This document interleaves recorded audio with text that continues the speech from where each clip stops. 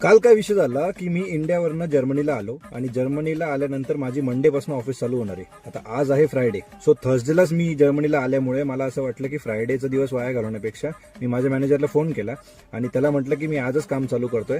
Because एक दिवस आजचं काम चालू केल्यावरती आता जेवढी महिनाभरची सुट्टी होती त्याच्यामध्ये मला सगळ्या गोष्टी क्लिअर होतील आणि मंडे पासून डायरेक्ट आपण प्रोजेक्टवरती काम करायला सुरुवात करू शकतो. बिकॉज मंडेला परत आता सगळ्या मीटिंग्स करायच्या, सगळं समजून घ्यायचं, जे काही मेल्स होते महिन्याभराचे ते सगळे वाचायचे, तर मग वेळ गेला असता. मग मी म्हटलं की आता घरी बसण्यापेक्षा मॅनेजरला विचार. तर आमच्या मॅनेजरचा रिप्लाय ऐकून तुम्ही शॉक व्हाल. आमचा मॅनेजर मला म्हणतो, वेलकम इन टू डॉइचलँड.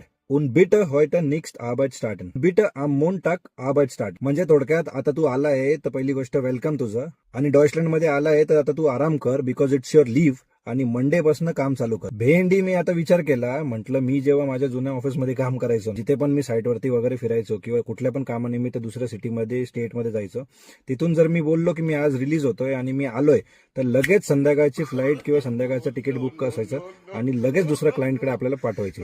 जरी फ्रायडे असेल तरी म्हणतील आजच ये फ्रायडेला, काम नसलं तरी पण म्हणतील आजच ये, फ्रायडे वायडे जाऊ दे, तू आजच ये ऑफिसला.